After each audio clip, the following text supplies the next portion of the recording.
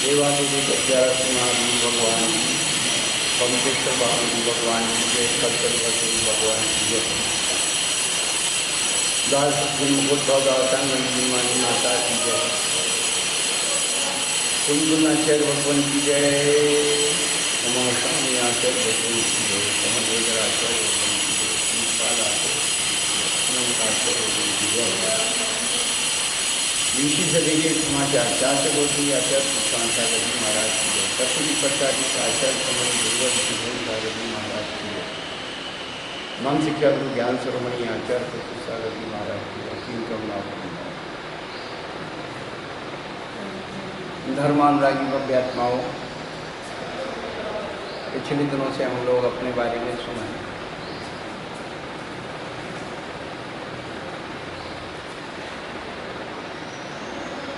हमारा अपना मूल अस्तित्व क्या है, इस अस्तित्व की श्रद्धा का उद्भव हो जाना बहुत कठिन है। मेले में भटके होते तो कोई हमें घर पहुंचा जाता, मेले में भटके होते तो कोई हमें घर पहुंचा जाता। हम तो घर में भटके हैं, कैसे ठौर ठिकाने हैं।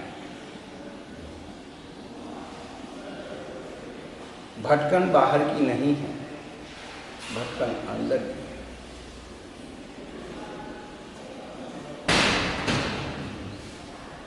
ये कौन भटका रहा है? उस भटकाने वाली प्रक्रिया का नाम कर्म है। और कर्म कैसे उपार्जन हम करते हैं, शुभ और अशुभ का, तो शरीर वचन और मन के द्वारा जो हम क्रियाएं करते हैं इससे संबंध हो जाता है, उससे आश्रय होता है। और वह आश्रय शुभ और अशुभ दो रूप हो जाता है। शुभ से पुण्य का आश्रय होता है और अशुभ से पाप का आश्रय होता है। पिछले दिनों हम 6वें अध्याय में जितनी भी आश्रय की प्रक्रियाएं थी वो बताई, लेकिन शुभ आश्रय हमें चाहिए। तो शुभ कैसे हो, पुण्य का आश्रय कैसे हो, वह शुभ क्या है, इसके लिए 7वें अध्याय का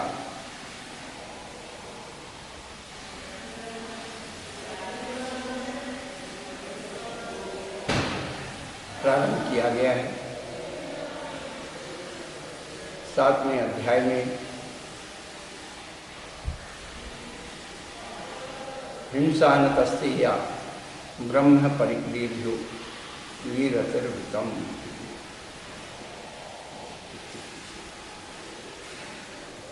पांच पापों से विरत होना, दूर होना व्रत कहलाता है। बुराइयों को छोड़ने का नाम व्रत है। और अच्छाइयों से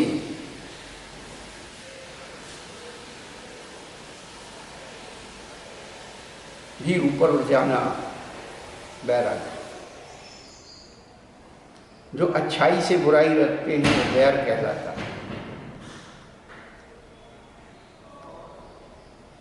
वैर कमठ ने रखा, मरभूति ने नहीं रखा।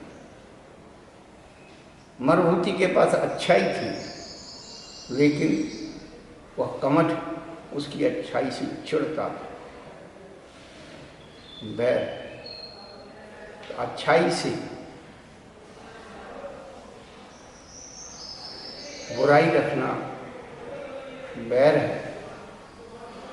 बुराई को अच्छाई मानना व्यसन है। बुरी वस्तुओं को अच्छा मानना व्यसन है। अब जीवन में हम क्या चाहते हैं, अपने आप से चिंतन करके कुछ विचार करना। देश सर्वतोणु महती, उन व्रतों को 2 भाग में बांट दिया। देश व्रत को अणुव्रत और सर्वव्रत को महाव्रत कह दिया। ये सब चरणालियों की चर्चा।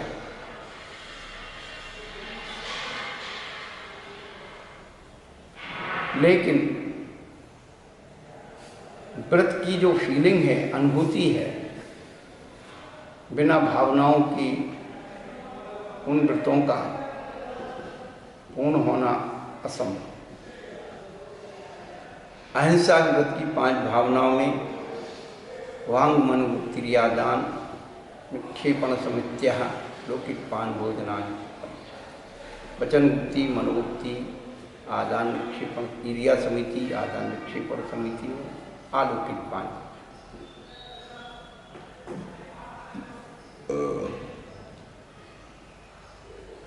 धर्मस्य मूलम दया, धर्म का मूल दया। और दया हमें किस पर करनी है? स्वयं की आत्मा पर दया करनी है। हम दूसरों की आत्मा पर दया करके अपनी आत्मा को संक्लेशित करें, ये ध्यान रखना। सदाचरण तो संसार में सबके पास मिल सकता है, लेकिन सम्यक्ताचरण जो है वह केवल सम्यक दृष्टि के पास। जो जीव अपनी आत्मा पर दया करना सीख जाता है, अपनी आत्मा को हमें पापों से बचाना है। और आचार्य भगवानों ने, शंकर परमात्माओं ने जो भी उपदेश दिया अपनी आत्मा के हित के लिए दिया है, और वो बताया है कि ऐसे मैंने किया वैसा तुम कर। हम क्या करते हैं? पढ़ने के बाद दूसरों को अगर देखते हैं उसने ऐसा किया या नहीं, यही हमारी भावना है। अलौकिक पान भोजन खान पान की शुद्धि हमारे जीवन में परम आवश्यक है। भगवान बनने की शुरुआत जब भी होगी यहीं से, इसके बगैर कोई भगवान बन नहीं सकता।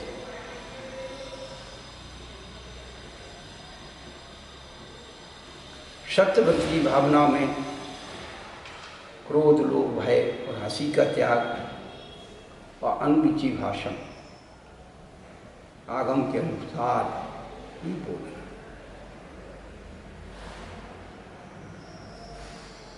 अचोरव्रत की भावनाओं में शून्यागार, विमुक्तावाद, परोपरोधाकरण, भक्ष शुद्ध, सधर्मा विषमवाद,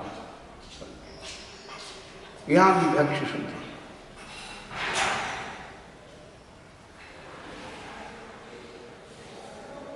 ब्रह्मचर्यव्रत की 5 भावनाओं में स्त्री राग, कथा श्रवण, तन मनोहरान्वीक्षण, पूर्वतानुस्मरण, विशिष्ट रस, स्वशरीर संस्कार, त्याग पंच।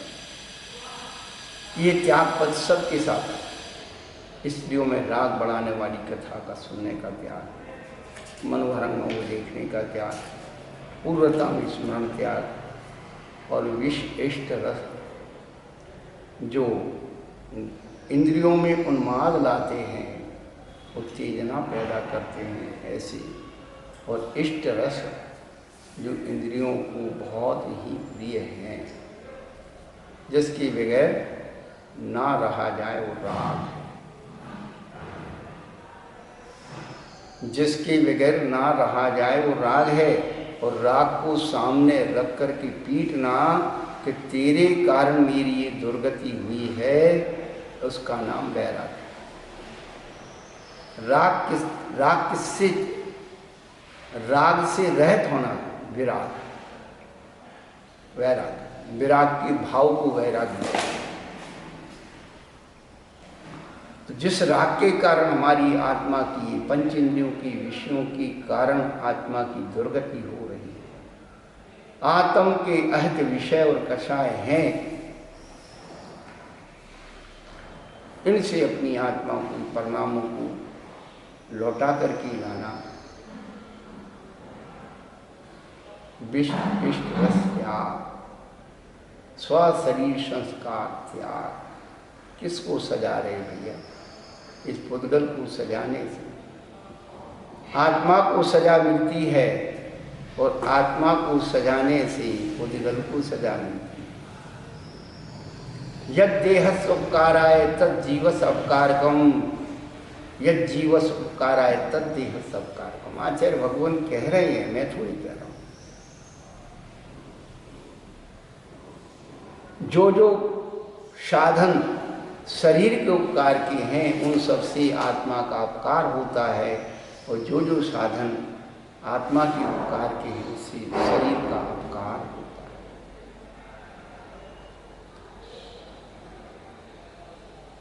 इसके लिए हमने सब कुछ किया, इसने हमें क्या दिया, चिंतन करके देख लो।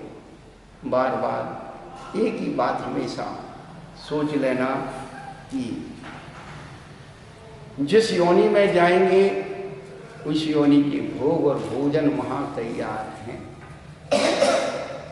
फिर मनुष्य योनि में आए तो हमें क्या उपलब्धि हुई, हमने क्या किया।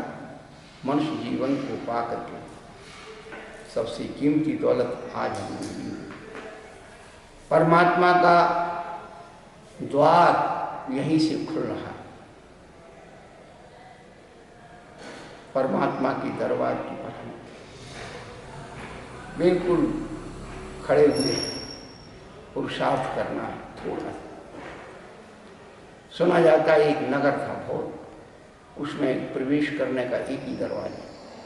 एक अंधा व्यक्ति उसे प्रवेश करने के लिए उसने क्या किया, दीवार के सहारे चलने लगा, और चलते चलते जैसे ही वो नगर का दरवाजा आया, दरवाजादार बड़ा बड़ा नहीं था, 4 हाथ का दरवाजा था। जैसे ही दरवाजा आया उसके शरीर में खुजली हो गई। उसने दीवार का सहारा छोड़ करके अपने शरीर को खुजलाने लगा और 4 कदम आगे बढ़ गया। फिर वही दीवार आ गई और फिर वही चक्कर खाने लगा। ऐसे ही बंधु हम 84 लाख योनियों को में 83,99,999 योनियों को पार करके बिल्कुल आखिरी स्थान पर खड़े हैं। 1 कदम 2 कदम 3 चौथे कदम में भी यदि वो हम अपना पैर से और खुजली हटा करके और दरवाजे को यदि अपन स्पर्श कर लें तो पता लग जाएगा भाई यही दरवाजा और तुरंत अंदर घुस सकते। जीवन 4 कदम का है, बचपन, जवानी, प्रौढ़ और वृद्ध अवस्था। किसी अवस्था में भी हमारी चेतना जागृत हो जाए तो कल्याण का मार्ग खुल जाए। मनोज्ञा मनोकेंद्रीय विषय राग बीज वर्धनानि पंच को चिंतन करके देखना। पंचेंद्रियों के जो मनोज्ञ विषय हैं उनमें राग करना, अमनोज्ञ विषय से द्वेष करना ही परिग्रह है।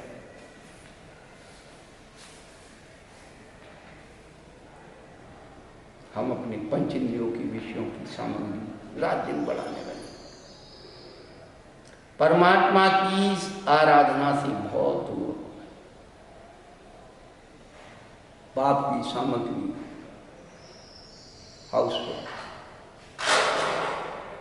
कहने का तात्पर्य ये एक एक व्रत की 5-5 भावनाएं जब भी हमारा परिग्रह के प्रति भाव जाए, पर वस्तु के प्रति भाव जाए, इसको चिंतन करके लौटा के लाओ।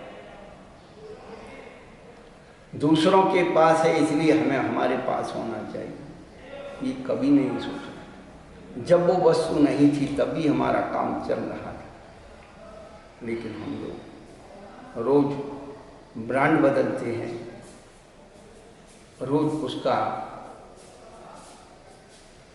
स्वरूप बदल लेते हैं और उसी से हम परिग्रह में फंसते चले जाते। आज से 50 वर्ष पहले खूब चिंतन करके देखो, घरों में कोई ऐसी चीज़ें नहीं थी, साधारण से वस्त्र होते थे और लोग कंट्रोल का कपड़ा आता था, उसको बड़े बड़े घर के लोग रंग करके पहनते थे। 4-5 भाई बहन होते थे, बड़े के कपड़े छोटे हो गए उसको दे दिए, उसके छोटे हो गए उसको दे दिए, उसके छोटे हो गए उसको।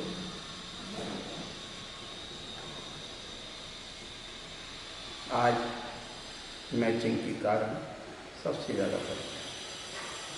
अब 4 भाई नहीं हैं, यदि 2 भी हैं और वो छोटे छोटे हैं 2-3 साल के, आप देख लीजिए खेल तमाशा। भूल से यदि उसने किसी का कपड़ा पहन लिया, दूसरे का पहन लिया, तुरंत कहेगा ये उतारो, और उतारने के बाद उसे फेंकेगा कि इसने पहन लिया तो अब मैं नहीं। यही तो परिग्रह की भावना है। पहले तो उसने राग बढ़ा दिया तो फिर द्वेष कर दिया। ये संस्कार अपने बच्चों के अंदर अपरिग्रहता की लाई, आसक्ति की कम करी, उन्हें समझाई, परिग्रह बढ़ता चला गया, शान शौकत में। इसीलिए अन्याय अनिति की कमाई के प्रति आ गई। इसलिए पाप की शुरुआत परिग्रह से होती है और धर्म की शुरुआत अहिंसा से। अहिंसा की शुरुआत भोजन की, खान पान की शुद्धि से होगी। हमने क्या किया? भोजन की शुद्धि नहीं की, पूजन की शुद्धि करो।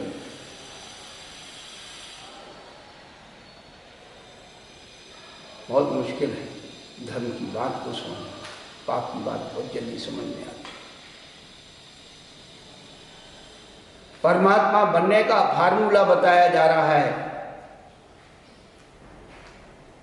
परिग्रह तो इस जन्म में यही छूटता है, और बार बार यही बोला कि पुण्य से संपदा मिलती है और पाप से परिग्रह इकट्ठा होता है। ऐसा कुछ काम करो, कमे कमाई में पैदा हो, भोग भूमि में जाते। कौन व्यक्ति जाता है? दान देता है। जब दान देगा तो स्वयं शुद्ध खाएगा, ऐसे नहीं, स्वयं शुद्ध खाएगा तो भोग भूमि, और भोग भूमि जाएगा तो कुछ नहीं करना, सब कुछ किया हुआ मिलता है, सब कुछ बहुत आनंद की मिलती है।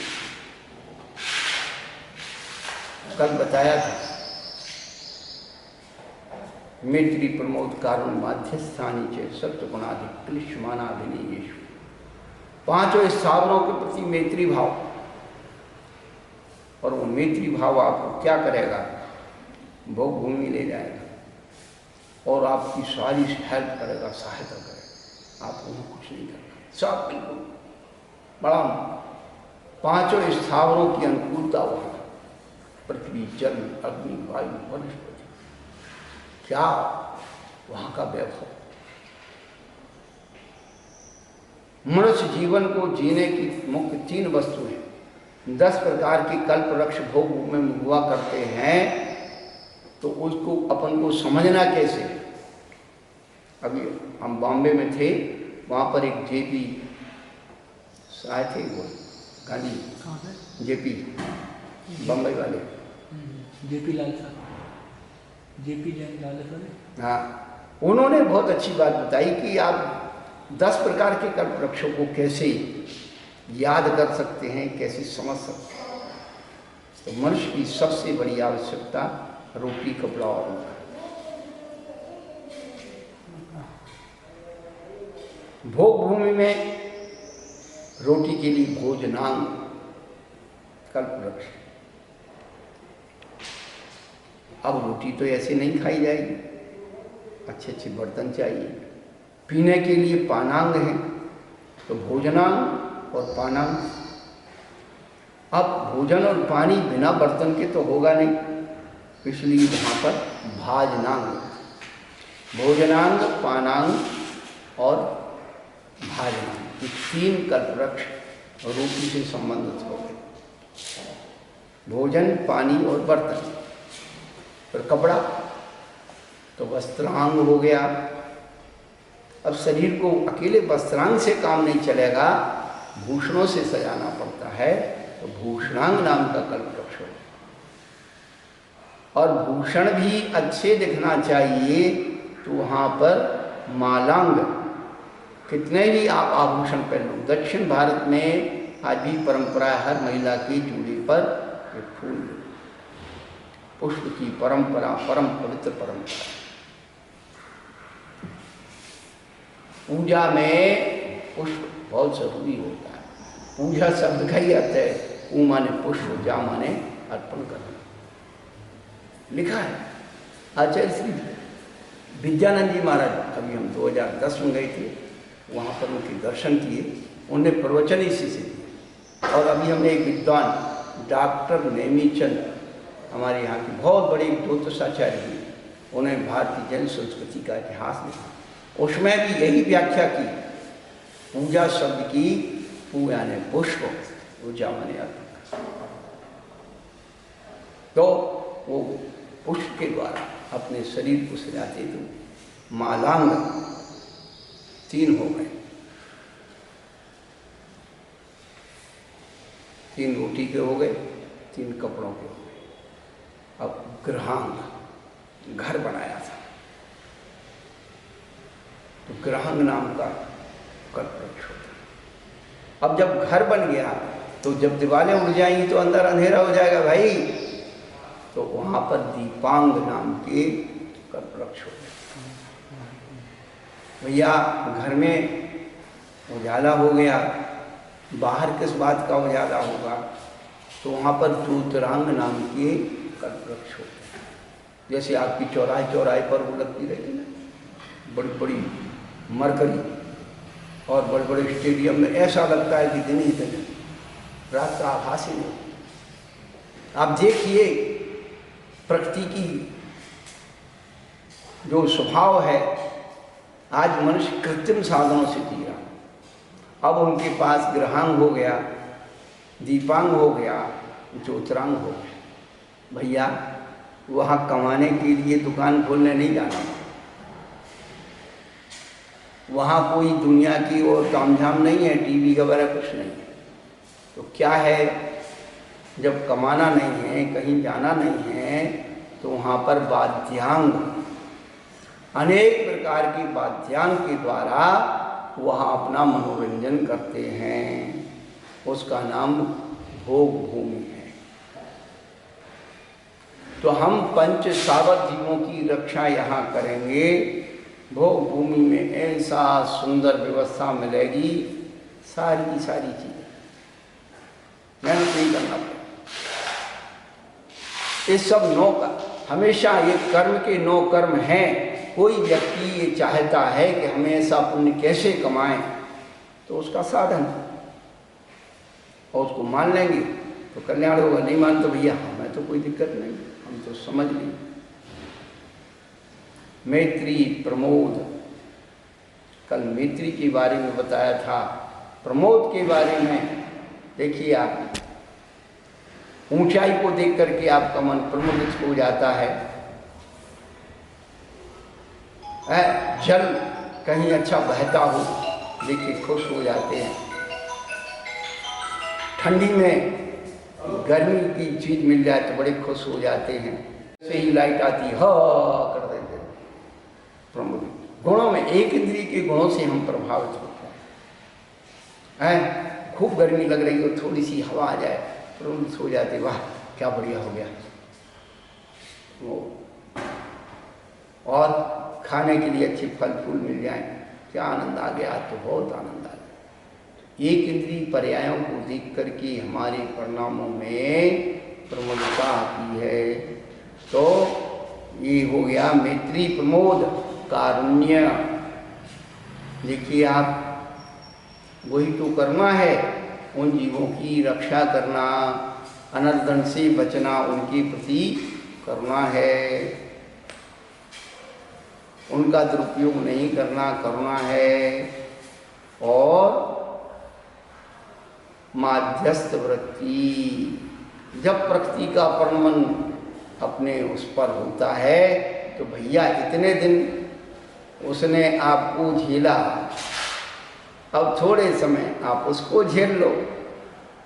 माध्यस्थ वृत्ति, भूकंप आता है, पृथ्वी विचलित हो, बाढ़ आती है, सूखा पड़ता है, जल का अभाव, अतिवृष्टि, अनावृष्टि, अग्नि का प्रकोप हो जाता है, आग लग जाती है। नीतिकार महान पुरुष है जो अग्नि को घर से बाहर निकाल दे कि अब तेरी हमारे घर में जरूरत नहीं।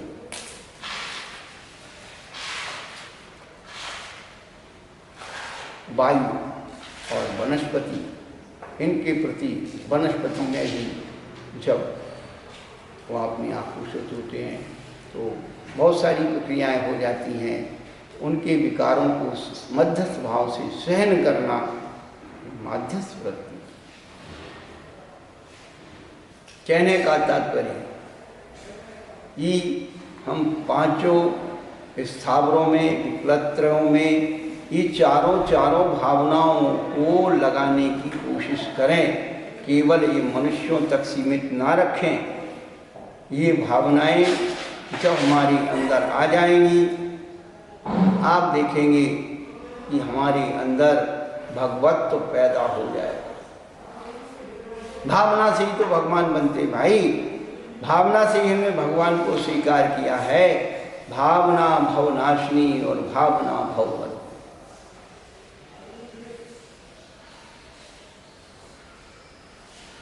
मैत्री प्रमोद कारण माध्यस्थानी चे सप्तगुणा क्लिष्टमाना विनीशु। अब इसको हमें और गहराई तक जाना है तो आचार्य कहते हैं जगत का स्वभाव हुआ संवेग वैराग्यार्थम। इस संसार का और शरीर के स्वभाव का विचार करने से संवेग और वैराग्य उत्पन्न होता है। बड़े महत्वपूर्ण चीजें इसके अंदर है। संसार की, जगत यानी संसार के स्वरूप का विचार करने से संवेग उत्पन्न होता है। और संवेग का मतलब क्या है? स्वयं की समझदारी पैदा कर लेना। संवेग का मतलब जो अनर्थ दंड है उन सबको छोड़ देना। संवेग का मतलब अपनी गति में आ जाना, अपनी मर्यादा में आ जाना। आप अपनी गाड़ी के द्वारा 2-4 आदमी बैठ करके कहीं भाग रहे, जा रहे, दौड़ रहे और आगे जाकर के कहीं एक एक्सीडेंट हो गया, पड़ा हुआ है एक्सीडेंट, तो लोग कहते भैया अब धीरे धीरे चलाओ। देखो यदि अपन ऐसे भागेंगे तो हमारी दिशा ऐसी है। हम लोग तो पथ विहारी हैं, जगह जगह वाहन खड़े रहते हैं, उन पर कोई ना कोई कोटेशन लिखे रहते हैं। लिखा था ट्रक पर कि जल्दी चलोगे तो हरिद्वार मिलेंगे, और धीरे चलोगे तो फिर भी मिलेंगे, और जल्दी चलोगे तो हरिद्वार मिलेंगे। वो तो आप सब समझते हैं। तो संवेग का मतलब अपने परिणामों की गति को पहचानना, जो अनलिमिटेड भाग रही है। तो संसार के स्वरूप को, जगत के स्वरूप को देख करके अपने आप में शिक्षित करके मन को अपने आप में लौटा लाना, अपनी गति को नियंत्रित कर देना, समवेग। और शरीर के स्वभाव से वैराग्य उत्पन्न होता है। वैराग्य की परिभाषा तो कितनी बार, हमारा राग जितना है शरीर से ही तो है, और शरीर के कारण फिर हमारा राग भोगों में बढ़ता है, और भोग के कारण हम संसार में बंधे रहते हैं। सारी कहानी यहीं से शुरू हुई। तो शरीर के स्वभाव का चिंतन करना, हम लोग जहाँ शरीर के स्वभाव का चिंतन करना चाहिए वहाँ तो उसे बड़ा पूज्य मानते हैं, और जहाँ उसकी पूज्यता का वर्णन है वहाँ बड़ी दुर्दशा करते हैं। थोड़ा समन्वद्राचार्य से मिलिए, वो क्या कहते हैं? स्वभाव को सुचौकाय रत्नत्रय पवित्रते निर्जिगुप्सा गुण प्रीति मता निर्विचिकित्सित। ये स्वभाव से असुचि शरीर है। क्या है इसमें? सब कुछ वही है। प्राणी मात्र में हाड़ मांस खून रज्जु मज्जा सब एक है। औदारिक शरीर में क्या है। लेकिन जहाँ हमें उसकी मर्यादा का बोध होना चाहिए वहाँ हमें अमर्यादित कर रहे हैं। जहाँ हमें उसे वास्तविक स्वरूप में पूज्यता का स्थान बनाना चाहिए वहाँ अपूज्य करते हैं, और जहाँ अपूज्य मानना चाहिए वहाँ पूज्य करते हैं। यही विसंगतियाँ हमारे लिए दोबारे।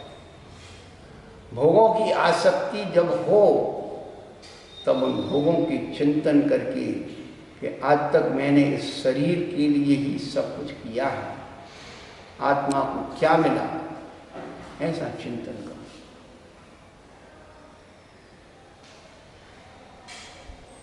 भोग भोगने के पहले उसकी विकल्प को सामने रखो, अपने आप मन परिवर्तित हो।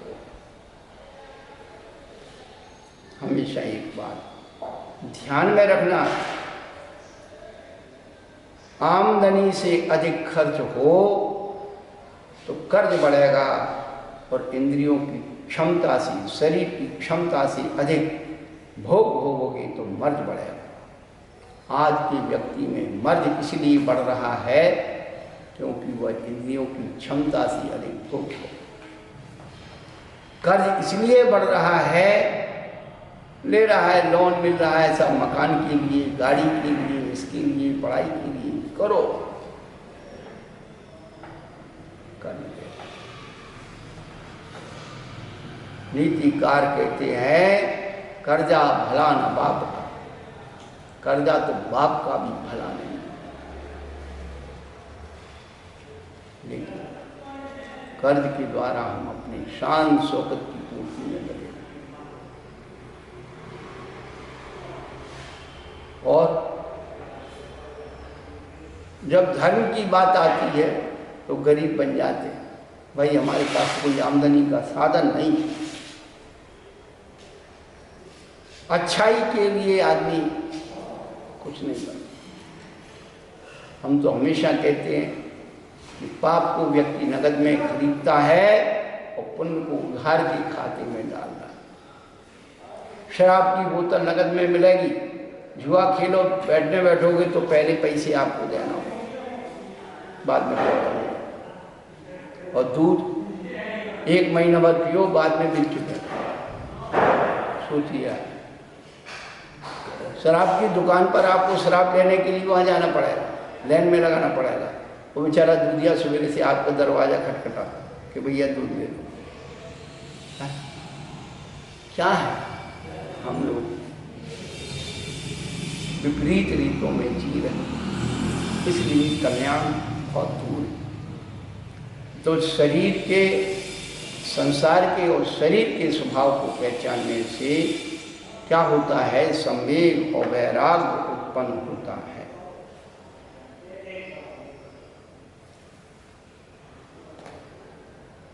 अब चलते हैं, 5 पापों को तो छोड़ना है, पर जिसको छोड़ना है उसका स्वरूप क्या है। क्योंकि बिन जाने तो दोष गुणन को कैसे तजिएगा। आज ये बात आपको बहुत महत्वपूर्ण बताना। पहले अहिंसा व्रत की 5 भावनाओं में जो बात बताई, अब हिंसा का स्वरूप क्या है। तो उमा स्वामी आचार्य भगवान कहती, प्रमत्ति योगात् प्राण व्यपरोपणम हिंसा। प्रमाद के योग से प्राणों का जो योग होता है उसे हिंसा है।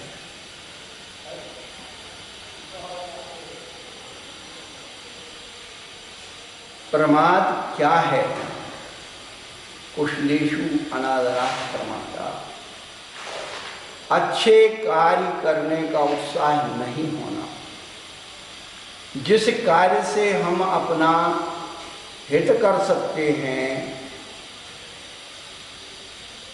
जिन भावनाओं से, जिन कार्यों से, जिन वचनों से आत्मा का हित होता है, उन कार्यों की उपेक्षा करना, लाभ समझते हुए भी उसे फॉलो नहीं करना, यही प्रमाद है। सब जानते हैं कि सुबह जल्दी उठना चाहिए, 5 बजे उठ करके और क्या करना, मॉर्निंग वॉक में जाना चाहिए या भगवान का नाम लेना चाहिए, कुछ भी है भाई। सवेरे उठने के बहुत लाभ हैं, सब सुनते हैं समझते हैं, लेकिन फिर भी नहीं करते, यही प्रमाण। दान और पूजा के पुण्य कमाया जाता है दान और पूजा से। दान और पूजा पुण्य कर्म का नौकर्म है गृहस्थों के लिए, तो वो समझते हुए भी नहीं करना, यही प्रमाद है। और प्रमाद क्या करता है, आत्मा के शुभ परिणामों की हिंसा करता है, ये भाव हिंसा है। जीव मरो या मत मरो, जीव मरने से नहीं मरने से उसका कोई हानि लाभ नहीं, लेकिन स्वयं के जो शुभ परिणाम हैं उसकी हिंसा किससे होती है, प्रमाद से। तो प्रमाद करता है भाव हिंसा, और उसके बाद द्रव्य हिंसा हो या नहीं हो, लेकिन हम हिंसक बन जाते हैं। और निष्प्रमाद वृत्ति में यथ किंचित कुछ जीव की विराधना हो भी जाती है, तो आचार्य कहते उसे हिंसा नहीं।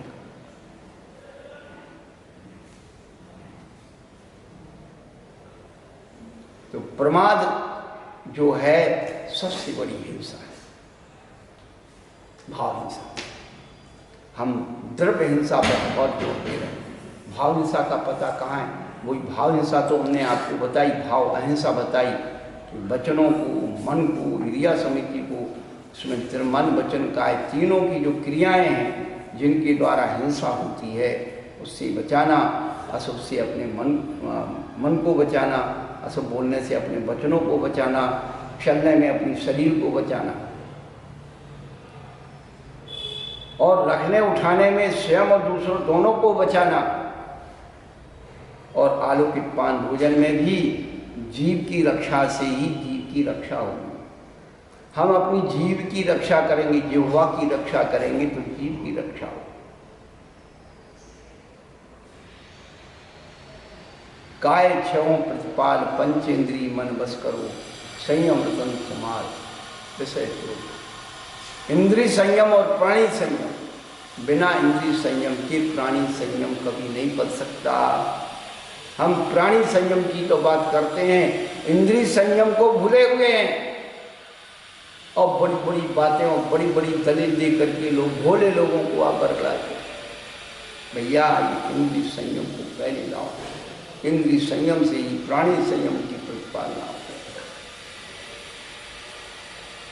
तो प्रमत्त योगात, परमात्म के योग से जो है प्राणों का वियोग होता है।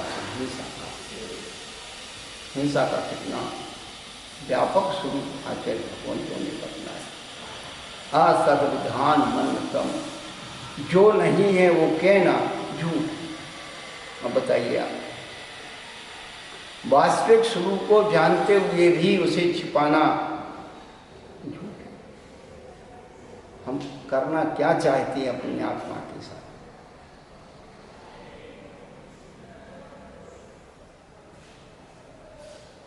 सत्य के स्वरूप को हम अच्छी तरह पहचान। वही क्रोध लोभ भीरुद्ध हास्य प्रत्याख्यान अनुविची भाषण, अनुविची भाषण अनुयोग की विवक्षा से अपना भाषण होना चाहिए। यदि अनुयोग विवक्षा में नहीं है तो सब झूठ, सत्य होते हुए भी झूठ होगा, ये ध्यान रखना। अनुयोग विवक्षा से अनुविची, आज सारी अनुयोग विवक्षा की दुर्गति हम लोगों ने करी, केवल अपने अहंकार अधिकार के पीछे। इसलिए धर्म ही फलित होता है जहाँ मद रहे, चेतना हो जाती है। सम्यक वहीं उत्पन्न होता है जहाँ 8 मद समाप्त हो जाए। अष्ट दविधान मन्नतम, जो नहीं उसको कहना झूठ। आदत्ता दानम स्तेयम, बिना दिव्य वस्तु ग्रहण करना चोरी।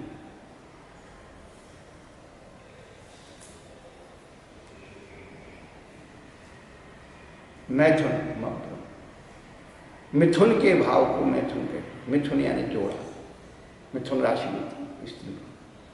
और उसमें जो भाव उत्पन्न होता है एक दूसरे को, राग भाव, हर भाव मिथुन नहीं है, हर भाव अब्रह्म नहीं है।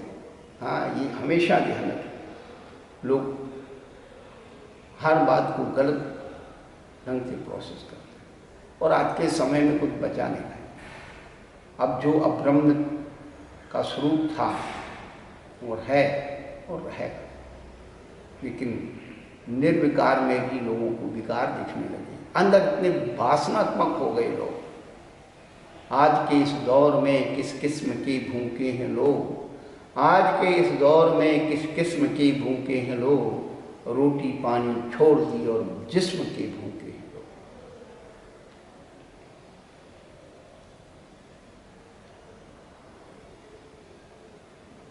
हर क्रिया अब्रह्म नहीं, हर क्रिया व्यभिचार नहीं। डॉक्टर भी इलाज करता है, शरीर को स्पर्श करता है, रोग को देखता है, वो अब्रह्म नहीं।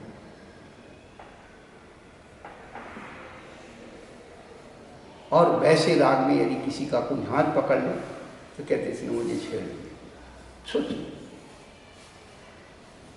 फिर आप लोग व्यवहार में बहुत चतुर हैं, क्या समझाना आप। अब तो ये लगता है आपको समझाने के लिए बच्चे नहीं। आपने इतनी टीवी, इतने प्रवचन, इतने शास्त्र, इतनी सारी चीजें देख रखी हैं, सुन रखी हैं, आपको क्या समझा।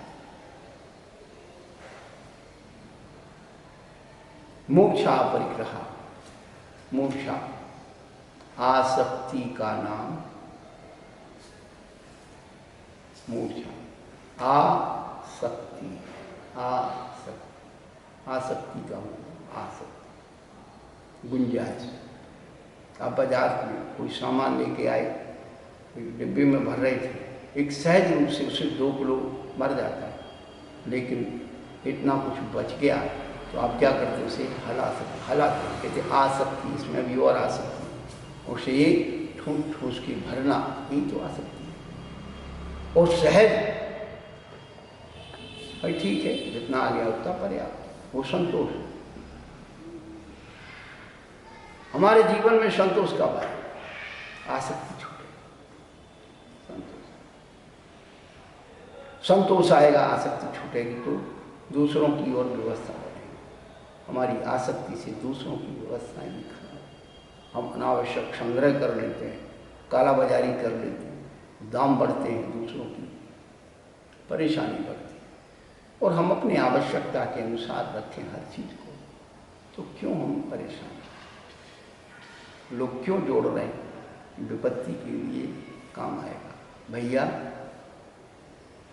विपत्ति में काम आएगा तो विपत्ति तो वही लाने वाला है, विपत्ति में कोई काम आने वाला नहीं है। ध्यान रखना, कोई नहीं काम में आने वाला। रामचंद्र जी के इतने मित्र थे, दोस्त थे, लक्ष्मण जी के, सीता की इतनी सखियां थी, और जब वनवास गई तो है हमारा जी आपके बगैर अच्छा नहीं लगेगा। रामचंद्र जी ने कहा चलो हमारे साथ, है हमारा जी, अभी हमारी बच्ची है, हमारा जी हमारा बच्चा है, हमारा जी खेती है, लौट। बहुत मुश्किल है, छूटना बहुत मुश्किल है। जिनके पास था उनका क्या हुआ, जिनके पास नहीं था उनका। 12 भावना में कहाँ गई चक्री जनगीता भरत खंड सारा, कहाँ गए राम और लक्ष्मण जिन राम मारा, कहाँ कृष्ण रुक्मिणी सतभामा अर संपत सभी, कहाँ गई वह रंग महलो तोरण की, नहीं रही भी लोभी गौरव जूझ मरे रहे। लोभ, अपना तो अपना, दूसरे का भी अपना, यही तो लोभ है। और मूछा आने दो, आने दो, आने दो, मूछा। आदमी कम आते हैं, आदमी कम आते हैं क्योंकि वे कमाते हैं।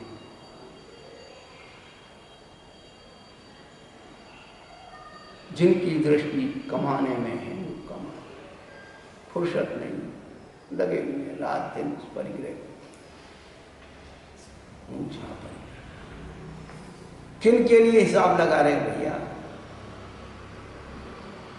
चेतो हरा युवतिया हरियाण सदबांधवाद। वो राजा भोज भी अपना गिनती लगा रहा है कि ये मेरे पास, लेकिन वो चोर कहता है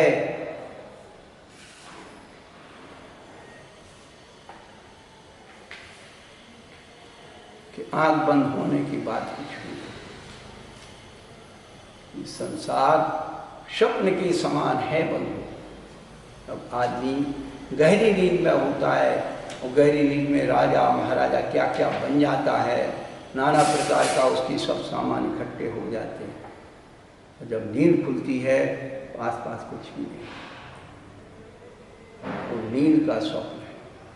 और व्यक्ति आँख खोल करके देख रहा है सब बड़ी बड़ी बिल्डिंग, ये सब दुनिया भर की चीज़ें दिख रही है, लेकिन बंधु जब आँख बंद होती है ये भी चला जाता है। आँख खुली तो वो गया और आँख बंद हुई तो ये गया। एक परिग्रह का हाल है भैया। किसके लिए जोड़ रहे, किसके लिए शिकर? तो अपनी चेतना को लौटा करके ले आओ। मोक्षा परिग्रह जो है उस परिग्रह को, आसक्ति को कम करो। फिर अपनी निर्भर चेतना का नाम ही शुद्धात्मा है। निर्भर चेतना का नाम। अभी तो हम लोगों को बाहर का नहीं अंदर का लगा हुआ है। हम जैसे साधु संत सन्यासी नाम वाह, ये नाम भी पौधलिक है, ये नाम का भी राग। आचार्य समय सार में यही कहते हैं, कहाँ तू साधु है, कहाँ ग्रसी है, तू आत्मा के अलावा कुछ नहीं। ये जीवंत समय सार। हम अपना नाम पढ़ रहे, अखबार में पढ़ रहे, पत्रिका में पढ़ रहे, क्या शुद्ध आत्मा का तो प्रवचन कर रहे और नाम नहीं है तो हम भाई हमारा नाम ही नहीं आया, हमें तो बुलाया ही नहीं।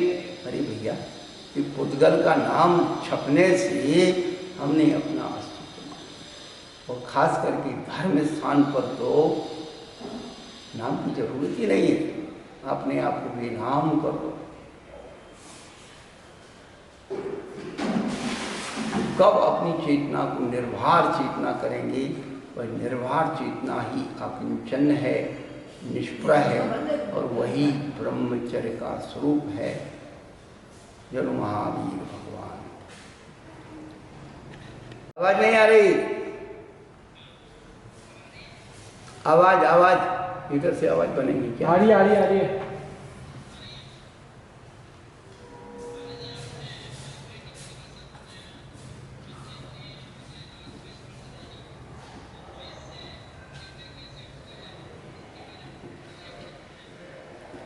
वो अपरिग्रह की 5 भावनाएं बताई थी कि पंचेंद्रियों के विषयों में जो इष्ट विषय उनमें राग नहीं करना, वो जो अनिष्ट है उनमें द्वेष नहीं करना, तो हम अपरिग्रह की अनुभूति पर पहुंच सकते हैं।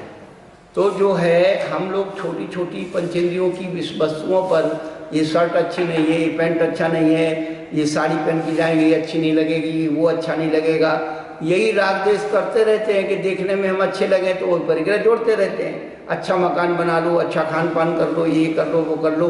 तो ये इंद्रियों के विषयों में हम लोग परिग्रह बता रहे, लेकिन कभी अपने इष्ट प्रभु परमात्मा के लिए अच्छे से अच्छा करें तो वो अपने मन में नहीं आता। यदि हम अपने इष्ट प्रभु परमेश्वर जी की भक्ति के लिए, उनकी अनुकूलताओं के लिए सब कुछ करेंगे, वही निष्पृत भाव है, वही सुचित भाव है, उसी निर्लोभ भाव कहा है।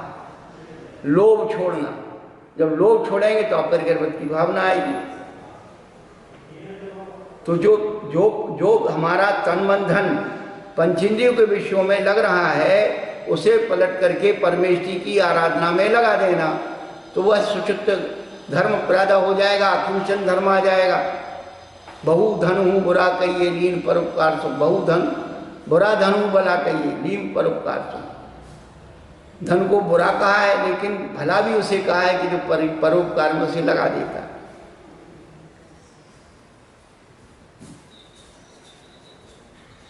आवाज बहुत कम आ रही है पंडित जी, इसमें आवाज तो नहीं सब कहाँ, हमें तो नहीं आ रही ना। वही धीरे बोल रहा हूँ। थोड़ा पास से बोलो डॉक्टर साहब, आवाज कम आ रही है।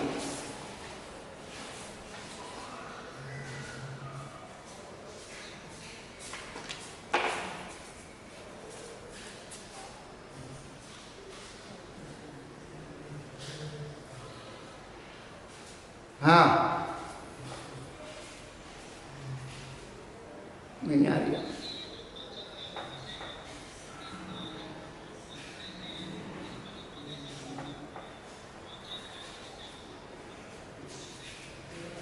आवाज ही नहीं आ रही तो बेटा इतना तो आ रहा समझ में पंचेंद्री की विषय, और उसकी प्रतिक्रिया क्या है? पूछ लीजिए।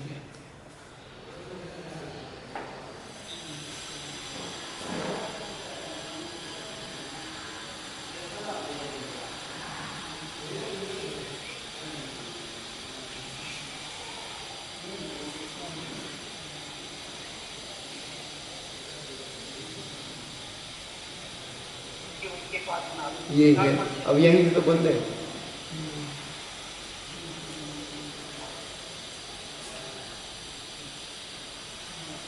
क्या हुआ? अभी कारमान शरीर के बारे में, कारमान भगनाई मिलकर अवन्य कराती हैं, जो शरण तुम्हारी आते हैं, जो उनके पास न आती हैं। कारमान वैज्ञानिक जो आरक होते हैं ना, वैज्ञानिक कारमान शरीर क्या होता है? एक ज्ञानावरणादि 8 कर्मों का जो शरीर है उसे कारमान शरीर कहा है। ज्ञानावरणी, दर्शनावरणी, वेदनी, मोहिनी, आयु, नाम, गोत्र, कर्म, इनकी जो वर्गनाएं हैं वो कारमान शरीर कहलाती हैं।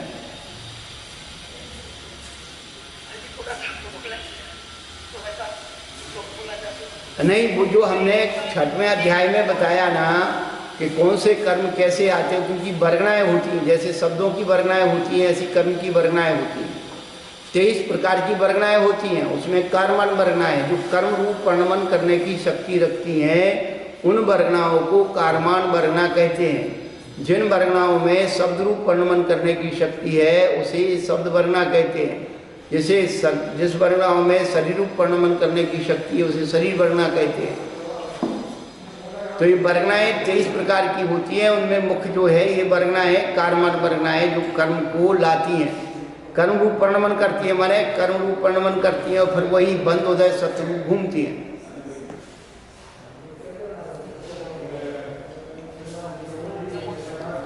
हाँ हाँ, आपने जो कारण बताया था उसमें कितनी मात्रा में क्या क्या चीज डाले? वो तो सिर्फ भैया से पूछ लेना। हेलो, भैया से पूछना, मोहित भैया, मोहित भैया से। अच्छा महाराज, नमोस्तु महाराज, नमोस्तु। हाँ,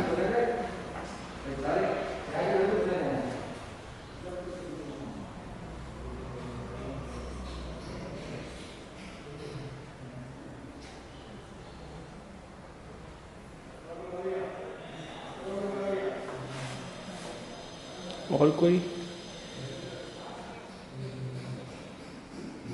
ये आ गया इंडिकेटर। ये भैया आवाज आए तो है, ये क्या हो गया उसको? हाँ हाँ,